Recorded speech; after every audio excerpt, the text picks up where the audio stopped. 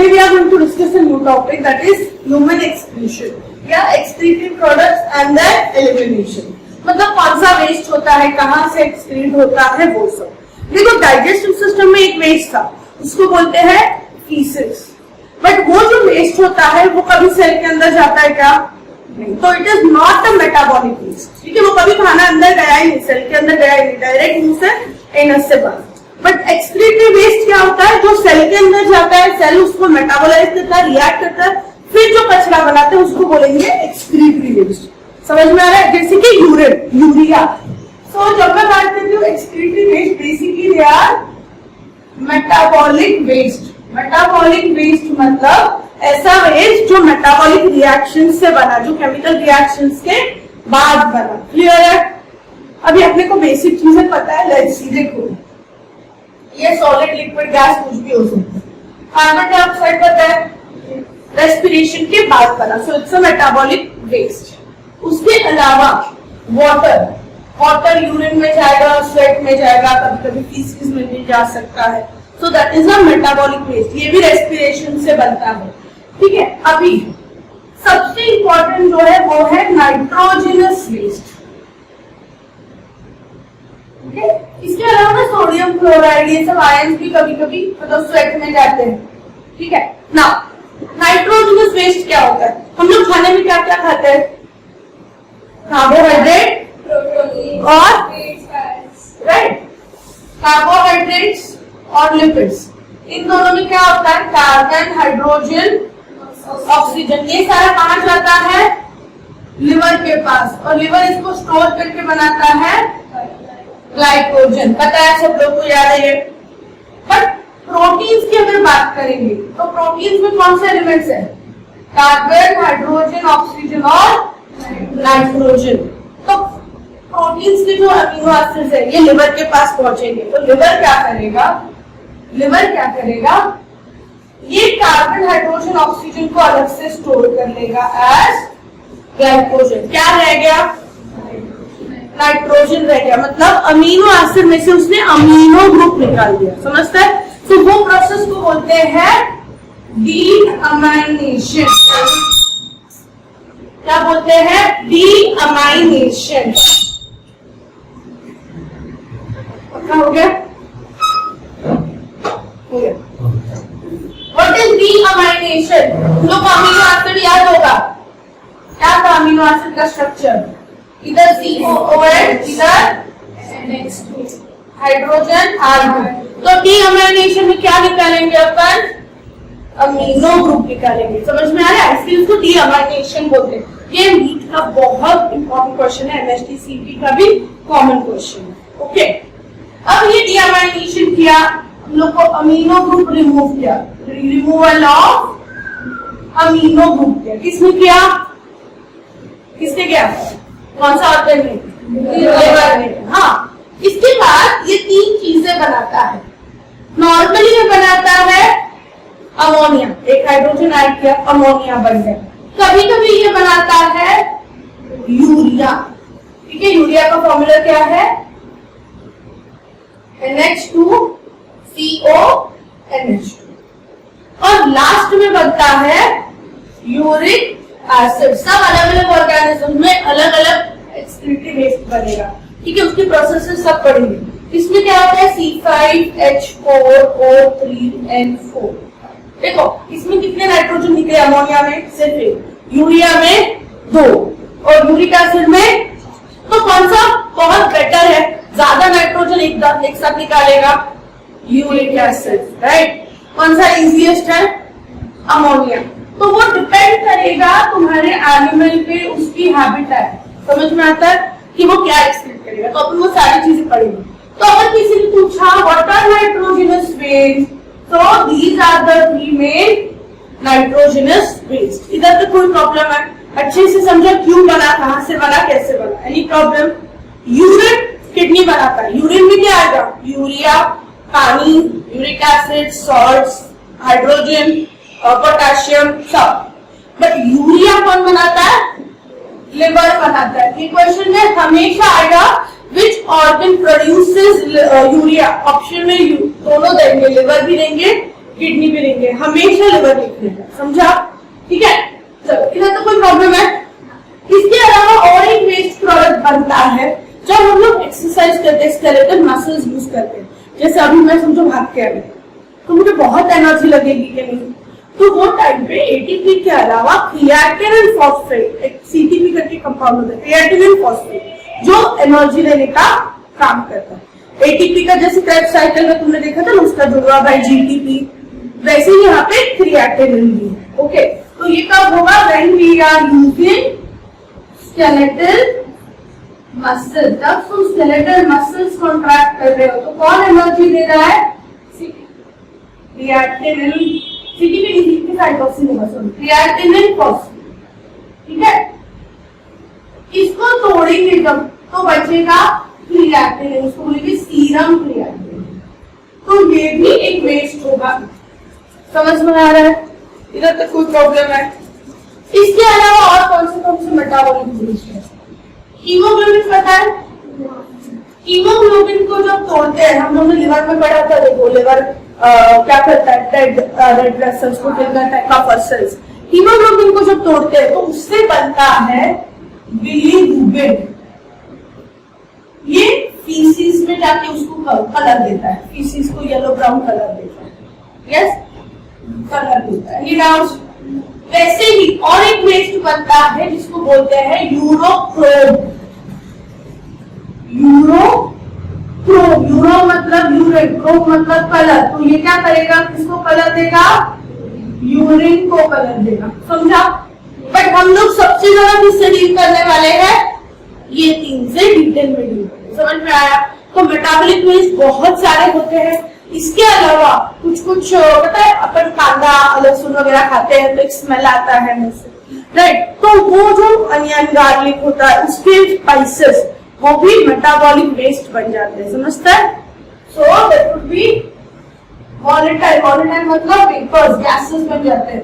Volatile vapours और gases of spices from onion and garlic. Did you understand? पक्का? But सबसे important कौन से तीन होने वाले हमारे लिए? Nitrogenous waste. कौन से है? Ammonia, urea. तो हम लोग इसको भी डिटेल में पढ़ेंगे in the next part. Okay, do you want to write this down?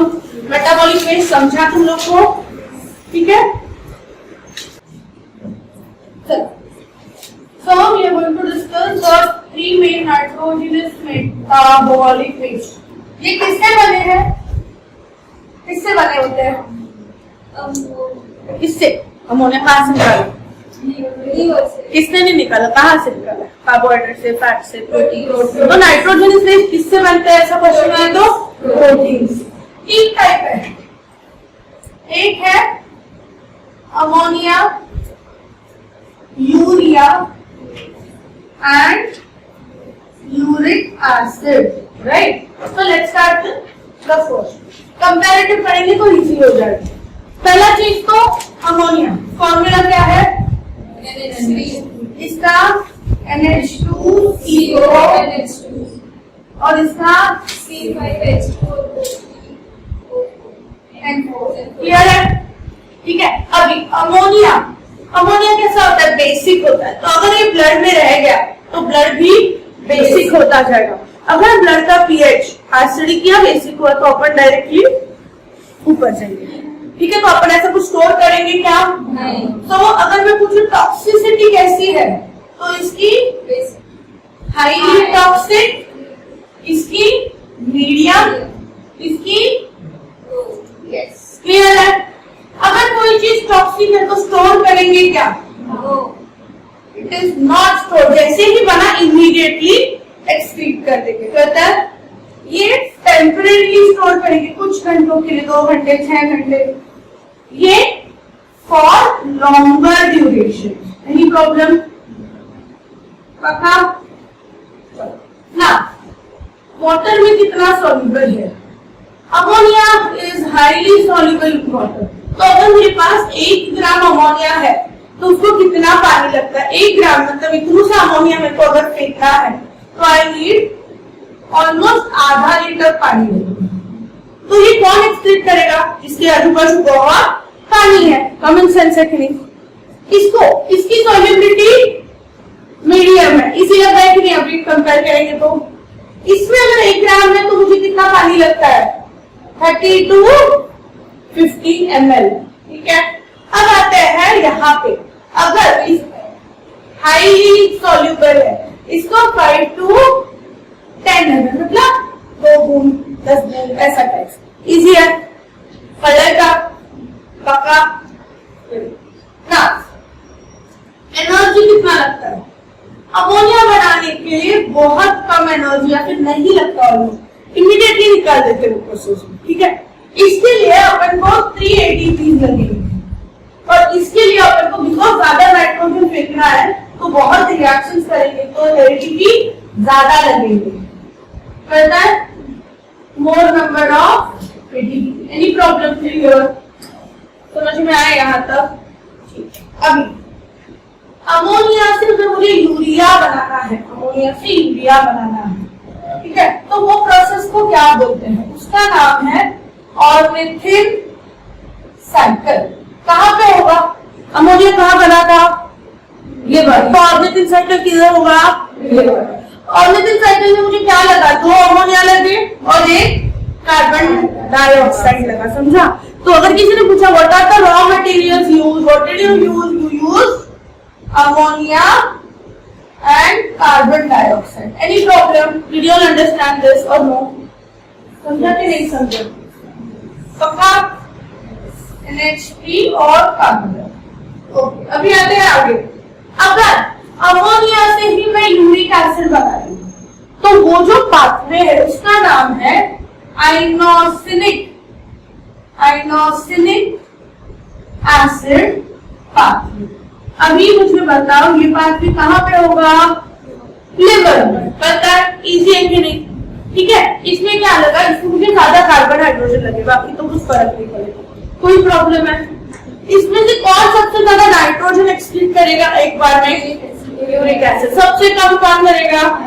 तो कुछ भी क्वेश्चन है तो लिखने आएगा कि नहीं? अभी अब लास्ट पार्ट पे आते हैं, एग्जाम्पल्स। ठीक है, एग्जाम्पल्स। अमोनिया कौन एक्सक्रीट करेगा? अमीबा, पैरामेशियम, ये सब क्या है? यूनिसेल्युलर एक्वाटिक है सारे, राइट? तो वो सारे क्या एक्सक्रीट करेंगे? ठीक है, तो मैं लिख देती हूँ पहला तो यूनिसेल्युलर। इनवर्टिब्रेट्स पढ़े तुम लोग ने, मोलस्का, स्टारफिश, हाइड्रा, किधर रहते हैं? तो फिर वो क्या एक्सक्रीट करेंगे? इजी है अभी। Aquatic invertebrates. अभी आते हैं आगे। फिशेस में 2 टाइप होती है, तुम लोग को पता है। एक फिश होती है बोनी फिश, एक होती है कार्टिलेज फिश। दोनों में डिफरेंस पता है किसी को?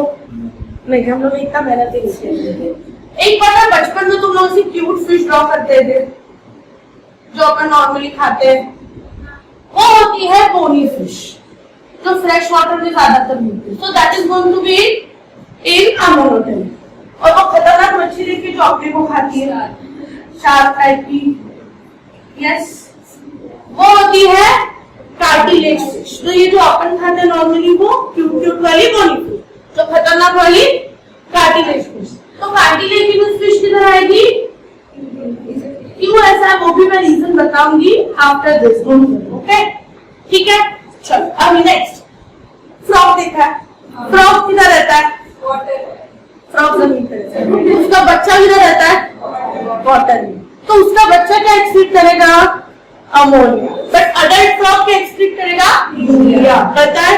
सो उसको बोलते हैं उसकी लार्वे। पता है का? टैडपोल या aquatic amphibians. Any problem here? वैसे ही एक्वाटिक इंसेक्ट्स अगर कुछ है तो वो भी इधर आएंगे। ओके, चलो अभी वहां पे जाते हैं नेक्स्ट वाले के पास। मैमल्स। मैमल्स मतलब कौन? कैमल, जो कम पानी में रहता है लेकिन फिर भी वो क्या करेगा? यूरिया एक्सक्रीट करेगा, यूरियोटलेट है। ठीक है, तो सबसे इंपॉर्टेंट है इसमें मैमल्स। उसके अलावा कार्टिलेजिनस फिश और एक्वाटिक रेप्टाइल्स, ऐसे रेप्टाइल जो पानी में है। ठीक है, तो एक्वाटिक रेप्टाइल्स, जैसे कि पानी वाला सांप हो गया, राइट, ठीक है। एक्वाटिक एम्फीबियंस यहाँ पे थे। टेरेस्ट्रियल एम्फीबियन जैसे फ्रॉग कहाँ जाएगा, इधर, yes. This way it will be easier to remember, सब कुछ बाय हार्ट करने का जरूरत नहीं, समझा इधर का। अब आते हैं लास्ट, इनके पास पानी की बहुत कमी है, तो ये क्या करेंगे, बर्ड्स पता है आते जाते अपने ड्रेस पे कर देते हैं, सबके सब हुआ है ना फिर। तो बर्ड्स विल एक्सक्रीट यूरिया, वो कैसा होता है, लिक्विड होता है कि सेमी सॉलिड होता है, सेमी सॉलिड, चलो बर्ड्स, ठीक है। उसके अलावा इंसेक्ट्स जैसे कि कॉकरोच, टेरेस्ट्रियल इंसेक्ट्स, कॉकरोचेस, ठीक है, लिजर्ड्स। लिजर्ड मतलब बेसिकली ये देखो, अभी एक्वाटिक रेप्टाइल्स इधर है, टेरेस्ट्रियल रेप्टाइल्स जैसे कि स्नेक्स हो गए जिनके पास पानी नहीं है, वो कहाँ पे होंगे, यूरिको में करता है, land snakes. Any doubt still now? तो अगर कोई भी ऑर्गेनिज्म पूछा तो थोड़ा सा कॉमन सेंस लगा सकते हैं क्या, तो ट्राई आउट करेगा। तो ज्यादा पानी वाले अमोनिया एक्सक्रीट करेंगे, कम पानी वाले यूरिक एसिड, और अपन सब मीडियम में। Any problem till here? जो अमोनिया एक्सक्रीट करता है वो एनिमल को क्या बोलते हैं, उनको बोलते हैं अमोनोटेलिक, यस। तो जो यूरिया एक्सक्रीट करे उसको क्या बोलेंगे, वेरी गुड। अगर यूरिक एसिड एक्सक्रीट किया तो यूरिकोटेलिक, अब ये प्रोसेस को क्या बोलेंगे, the process of excreting ammonia, it is ammonotelism. तो यूरिया एक्सक्रीट के प्रोसेस को क्या बोलोगे, यूरिकोटेलिज्म। इजी है क्या, कोई प्रॉब्लम है, अच्छे से समझा सब कुछ। Quickly write this down, then we go to all the animals, कौन से क्या एक्सक्रीट करेंगे वगैरह।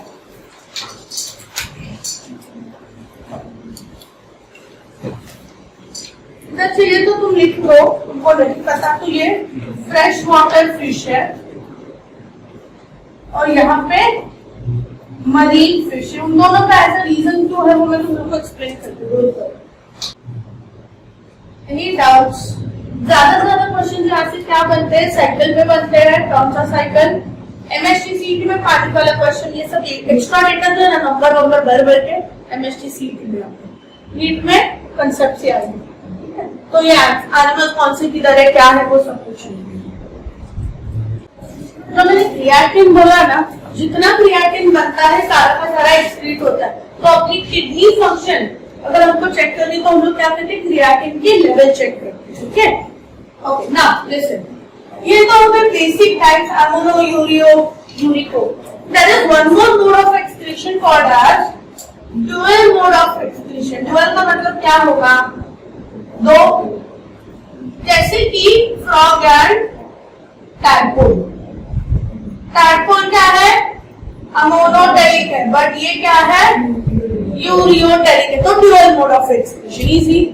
Next guanotelism. गुआनोटेलिज्म में बहुत क्वेश्चंस आए। गुआनिन हमने कहाँ पे पढ़ा था, कहाँ पे पढ़ा था,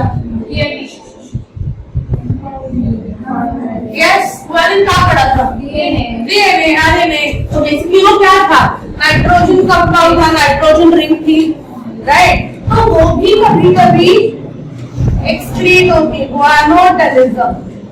कौन एक्सक्रीट करता है, स्पाइडर्स, स्कॉर्पियो और पेंगुइन्स। ये बहुत बार पूछा हुआ क्वेश्चन है, बहुत बार हर एंट्रेंस में, क्योंकि अलग है ना। तो कौन से, स्कॉर्पियो, ठीक है ना। अभी बात करते हैं कुछ ऐसे बर्ड्स, ये नीट में नहीं लिखा, ये स्टेटमेंट में मेंशन है, ठीक है। कुछ बर्ड्स जो सॉल्ट वाटर पीते हैं, ठीक है। कुछ बर्ड्स हैं animals which drink marine water. अभी अगर सॉल्ट वाला पानी पिएंगे तो क्या होगा, जिधर सॉल्ट जा रहा है उधर पानी जाएगा, बराबर है। तो अगर वो सॉल्ट वाला पानी पी रहे हैं तो पूरा पानी बॉडी में रहकर वो फुल सूख जाएंगे पता है। So what happens is they have some special glands which are to excrete salt. उनके पास salt excreting glands होते हैं, ठीक है। जैसे कि एक वर्ड है albatrus। ये जो वर्ड है इसके नाक के पास, इसके नॉस्ट्रिल्स में ये है क्या, सॉल्ट एक्सक्रीटिंग ग्लैंड है, जिधर से पूरा सॉल्ट बाहर फेंकेंगे। ओके, उसके अलावा iguanas and some marine birds, ठीक है, they all have these special glands to excrete salt. Any doubts? Easy है बिकॉज ये अलग है, इंपॉर्टेंट है, और सबसे इंपॉर्टेंट ऑफ कोर्स गुआनोटेलिज्म, याद रहेगा। चलो मुझे बताओ, तुम लोग जब बहुत सारे वेफर्स वगैरह खाते हो या कुछ ऑयली सॉल्टी चीज खाते हो तो बहुत पानी पीने का मन करता है, होता है। जिधर भी सॉल्ट होता है पानी उधर जाता है। ओके, अभी अगर कोई एनिमल है,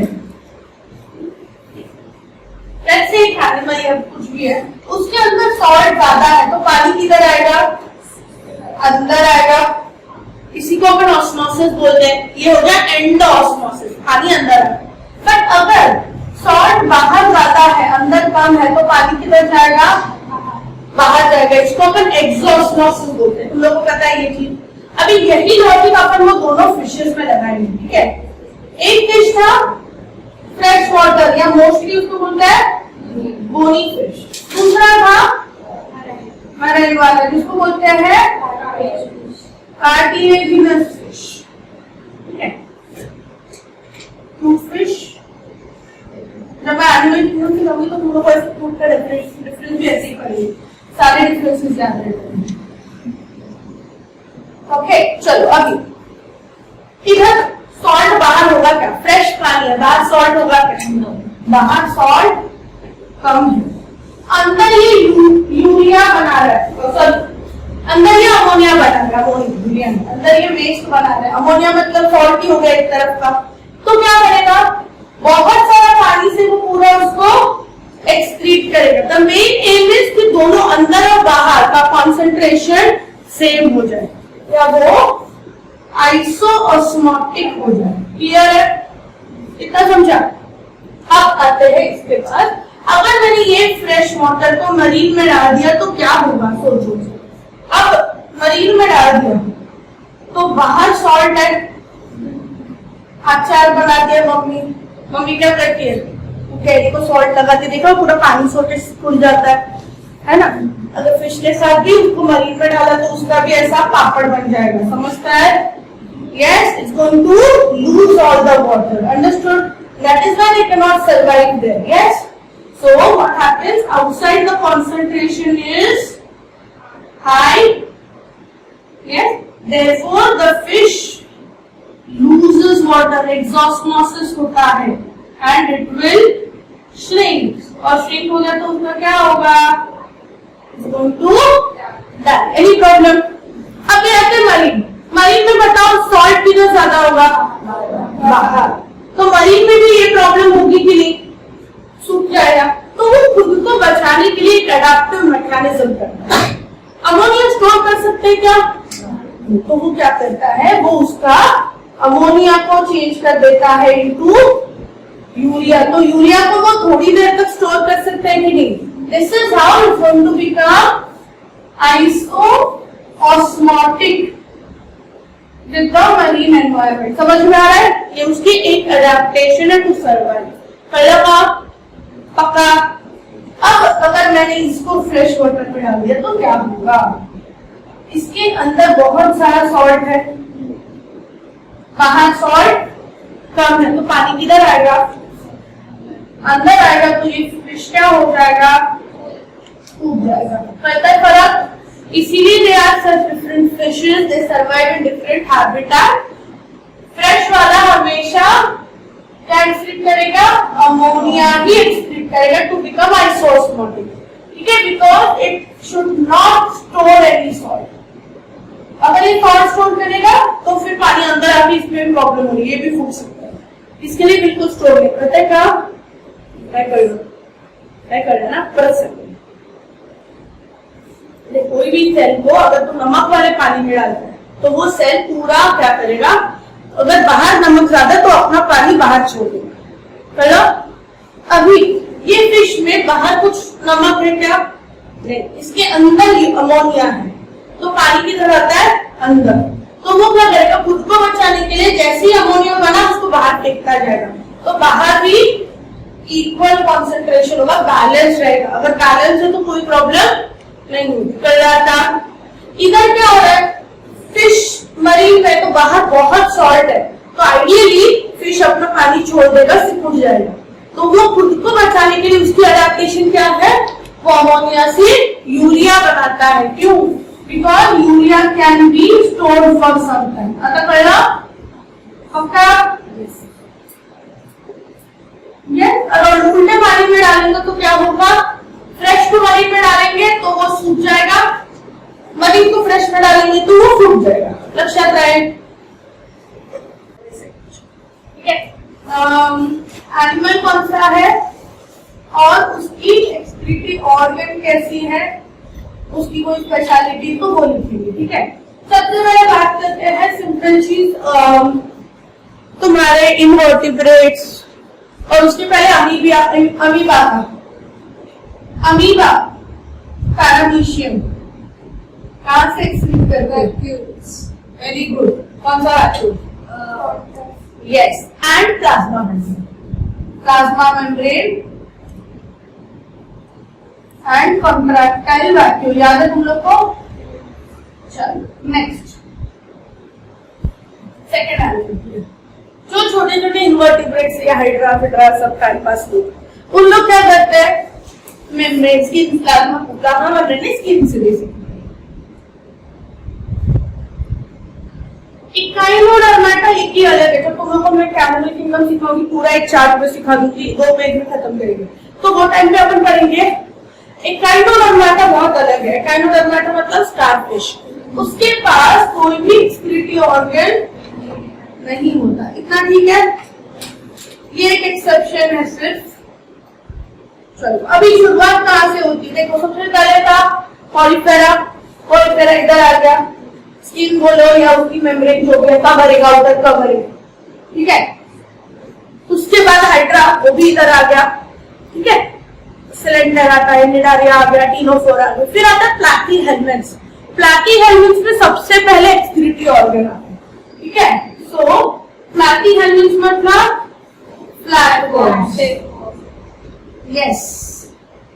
इधर फर्स्ट एक्सक्रीटरी ऑर्गन आता है, बट फर्स्ट आता है तो हमारे लिए इंपॉर्टेंट होगा कि नहीं, इसको बोलेंगे प्रोटोनेफ्रिडिया। देखो हमारे में है नेफ्रॉन जो बहुत एडवांस है, उसका पहले था मेटानेफ्रिडिया जो एकदम प्रिमिटिव है, उसको बोलेंगे प्रोटोनेफ्रिडिया। पहले का प्रोटोनेफ्रिडिया। और किधर किधर मिलता है वो भी लिस्ट बता देती हूँ। प्लाटीहेल्मिन्थ्स तो मैंने ऑलरेडी बताया तुम लोगों को, जैसे प्लानेरिया, ठीक है। So protonephridia is this. Other than this, we also see red ring in planaria, मतलब वही प्लेटफॉर्म्स। रॉकी फ्लैट्स कुछ एनिमल्स होते हैं अलग से, फिश के जैसे छोटे छोटे कुछ दिखते हैं। सम एनालिड्स और एम्फिशियस फिशेस, फिशेस ही है एम्फिशियस। तुम लोगों ने सेफेलोपॉडा जैसा कुछ पढ़ा होगा, उनमें होगा, ठीक है। अभी देखो इसका स्ट्रक्चर कैसा है, ये क्या है,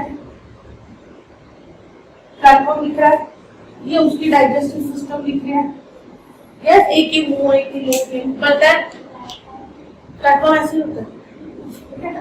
यहाँ पे ऐसे डेड एंड टाइप के सेल्स, डेड एंड मतलब ये पूरा उसका बंद रहता है, और यहाँ पे ऐसे सीलिया जैसे फिल्टर करने के लिए होगा, समझा।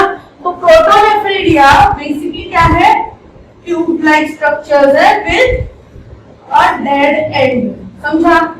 प्रॉब्लम है। अब इसके आगे जाएंगे तो होगा मेटानेफ्रिडिया।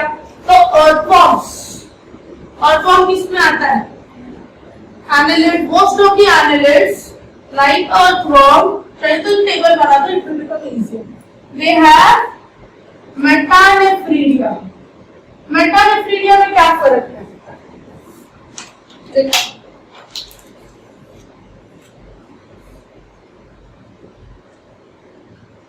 ये उसकी पूरी फूड डाइजेस्टिव सिस्टम है ना, कंप्लीट हो गई। पता था इसमें जो सेल्स मिलेंगे हम लोग को वो फनेल शेप होंगे, मतलब यहाँ पे ओपनिंग है और ऐसे फनेल शेप पता है। तो इससे क्या हो गया? बेटर हो गया, स्प्रेड हो रहा है, एरिया ज्यादा हो रहा है, ये होगा तुम्हारा मेटानेफ्रीडिया। पता है? तो मेटानेफ्रीडिया क्या है? Funnel shape. Any doubts? अभी समझा डिफरेंस? ओके अभी इसकी ओपनिंग होती है, इसको क्या बोलते हैं? इसको बोलते हैं नेफ्रीडियो पोर, मतलब ओपनिंग। तो जिधर वो ओपन हो रहा है वो होगा नेफ्रीडियो पोर। Any doubts? फिर आता है नेक्स्ट कॉकरोच। नेक्स्ट कौन सा होगा? आर्थ्रोपोडा। आर्थ्रोपोडा में अगर इंसेक्ट्स है लाइक कॉकरोच, उनके पास होते हैं मैल्पीजियन ट्यूब्यूल्स, जो बहुत लंबे ट्यूब्यूल्स होगी येलो कलर की। ठीक है, ये हमारे लिए इम्पोर्टेंट क्योंकि हम लोग को कॉकरोच थोड़ा सा पता होना चाहिए, right? For me they have Malpighian tubules. कौन से कलर के होते हैं? अभी आर्थ्रोपोडा में ही आते हैं क्रस्टेशियंस, प्रॉन्स, लॉबस्टर्स। पता है? क्रस्टेशियंस जैसे कि प्रॉन्स, लॉबस्टर्स वगैरह, केकड़ा वगैरह सब।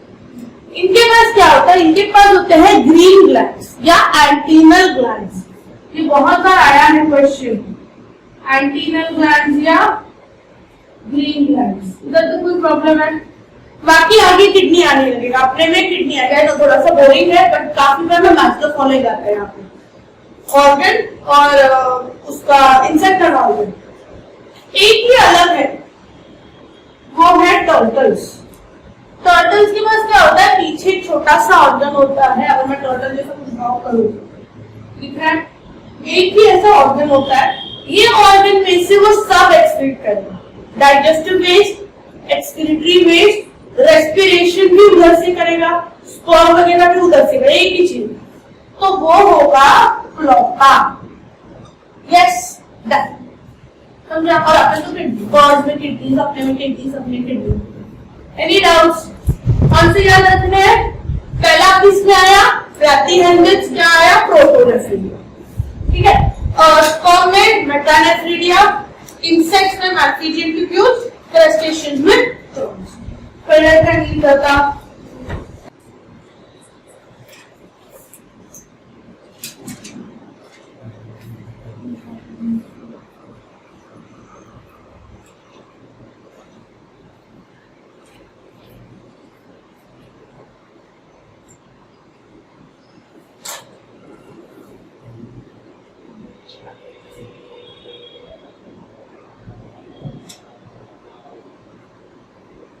Take it up.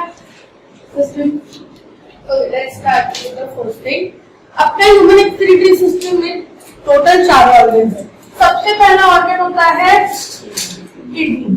किडनी की इंफॉर्मेशन यहीं पे तुम लोग को जैसे डाइजेस्टिव में एक ऑर्गन दिला होता है, तसल्ली एक ऑर्गन। हाँ ठीक है, किडनी की इंफॉर्मेशन बहुत है, बाकी सबकी छोटी है तो इधर कर लेते। ठीक है, किडनी का शेप क्या है? Bean shape. ठीक है, साइज क्या है? 10 into 5 into 2 to 3। इसी है 10 सेंटीमीटर, 5 सेंटीमीटर, 2 to 3 से। इसका आउटर सरफेस कॉन्केव है, अंदर का सरफेस उल्टा बोला मैंने। आउटर सरफेस कॉन्वेक्स है, अंदर का सरफेस कॉन्केव। तो ये जो खड्डा दिख रहा है इसको बोलते हैं हाइलम। क्या बोलते हैं? ये क्वेश्चन बहुत बार आया है। What is the concave notch present in kidneys called? ये हाइलम में से ना 3 चीजें मूव होने वाली है, एंटर या एग्जिट होने वाली। इधर किधर तो ऊपर ऐसा हार्ट है, हार्ट में से ऐसा एओर्टा आता है, ठीक है? यस, ये एओर्टा को बोलते बोलते हैं डॉर्सल एओर्टा। क्या बोलते हैं? एओर्टा तुम लोगों को पता होगा, एओर्टा की आर्च होती है, आर्च होने के बाद जो नीचे जाता है डॉर्सल एओर्टा। ये हर ऑर्गन को क्या कर रहा है? ब्रांचेस देते जा रहे हैं, स्टमक को, लिवर को वगैरह वगैरह। जब ये किडनी के पास आता है तो ये डॉर्सल एओर्टा क्या करेगा? किडनी को भी अपनी ब्रांच दे देगा। पता है? यस। किडनी का नाम होता है रीनल, तो ये आर्टरी का नाम क्या होगा? अगर रीनल आर्टरी आएगी तो वेन भी होनी चाहिए कि नहीं? तो वो वेन का नाम क्या होगा? रीनल वेन, जो किधर जाएगी? Yes. Any doubt still now? और तीसरी चीज क्या आ रही है हाइलम से? ये ट्यूब आ रही है जिसका नाम है यूरेटर। करते हैं? तो हाइलम में से कौन सी तीन चीजें आती हैं? Renal artery, renal vein, function क्या होगा? यूरिया कौन बनाता है? लिवर। तो लिवर में से जो हेपेटिक वेन होगी उसमें बहुत यूरिया होगा, बराबर है? लिवर में से जो हेपेटिक वेन है इट हैज मैक्सिमम यूरिया। अभी वो पूरा घूम के जाएगा हार्ट के पास, हार्ट बाद में उसको भेजेगा किडनी के पास। तो आर्टरी वेन में से सबसे ज्यादा यूरिया किधर मिलेगा? हार्ट में से क्या आ रहा है? नहीं समझा के समझा के कुछ नहीं, फिर से बता दूं। देखो लिवर है, लिवर में यूरिया बना, ये यूरिया उसने हेपेटिक वेन में डाला। हेपेटिक वेन जाती है हार्ट के पास, ठीक है? हार्ट क्या करता है? प्योरीफाई वगैरह कर दिया, यूरिया को नहीं निकालता हार्ट ऑक्सीजन को मतलब लंग्स को भेजेगा, प्योर करके लाएगा, बट यूरिया ऐसा ही रहता है। अब हार्ट की एओर्टा निकल रही है, दिख रही है? तो जो यूरिया यहाँ से आया पूरा घूम फिर के अभी किधर आ रहा है? Renal artery. समझ में आ रहा है? तो अगर किसी ने पूछा कि यूरिया सबसे ज्यादा किधर है? हेपेटिक वेन में। और artery, renal artery renal vein में से किधर होगा? समझ में आ रहा है क्या? If you are not write this down, hepatic vein has the maximum amount of urea. ये extra point topic of diary लेकिन इम्पोर्टेंट है। ओके, रीनल आर्टरी से यूरिया आया, किडनी क्या करेगा? ब्लड में रखेगा कि यूरिन में डालेगा? किडनी क्या करेगा? मन में दो, तू भी मन, मैं भी मरता हूँ।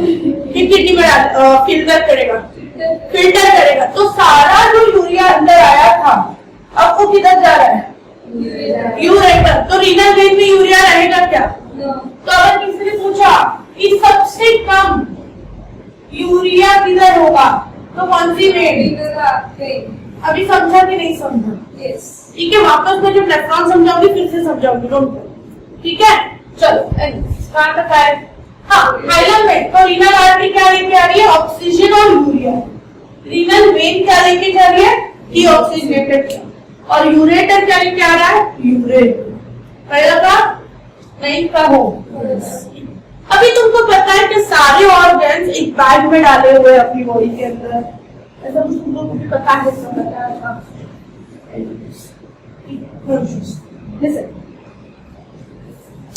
गर्दन दिख रही है, कंधे दिख रहे, हाथ दिख रहे, समझ में आ रहा है?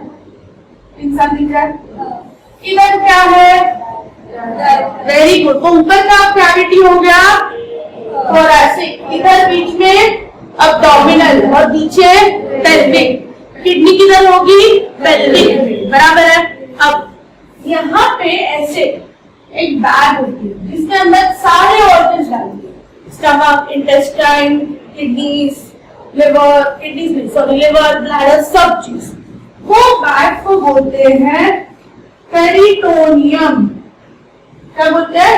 पेरिटोनियम। तो पेरिटोनियम क्या है? Basically it is a bag which has all the organs. सिर्फ एक ऑर्गन उसके पीछे रहता है।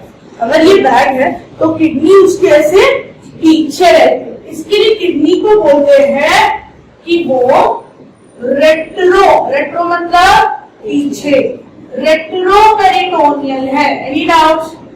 समझा? ये क्वेश्चन आके गया, समझा?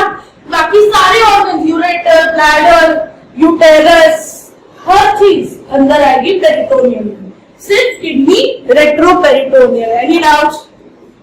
हाँ नहीं तो क्या चलेगा? नहीं साइज तो बता दिया, वेट कितना होगा। फीमेल में 135 ग्राम, मेल में 150 ग्राम। मेल में साइज थोड़ा ज्यादा होगा, ठीक है। और किडनी के अंदर कौन से सेल्स होंगे? नेफ्रॉन्स। नेफ्रॉन्स तो कितने नेफ्रॉन्स? एक किडनी में 1 मिलियन मतलब 10 लाख नेफ्रॉन्स है। समझा? Any doubts about kidney? Did you all understand everything about kidney? Kidney का अपन इंटरनल स्ट्रक्चर अलग से पढ़ाऊंगी, अभी नहीं पढ़ाऊंगी। अभी तक हमने क्या बोला? किडनी बीन शेप्ड है, साइज क्या है? 10 × 5 × 2, वेट कितना है? 135 150। जो अंदर की कॉन्केव साइड है वो उसको क्या बोलते हैं? खड्डे को हाइलम। वो हाइलम में से 3 चीजें, कौन सी 3 चीजें? आर्टरी अंदर आ रहा है, रीनल वेन और यूरेटर। Any doubts? पक्का समझा इधर तक? अभी यूरेटर की इंफॉर्मेशन बताओ, इजी है। यूरेटर की टोटल लेंथ होगी 25 to 30 सेंटीमीटर। कौन सा मसल से बना होगा? तुम्हारे कंट्रोल में है, तुम बोलते हो स्मूथ मसल्स। स्मूथ मसल से तो ये क्या करेगा? इनवॉलेंट्री होगा, तो ये भी पेरिस्टाल्सिस करेगा।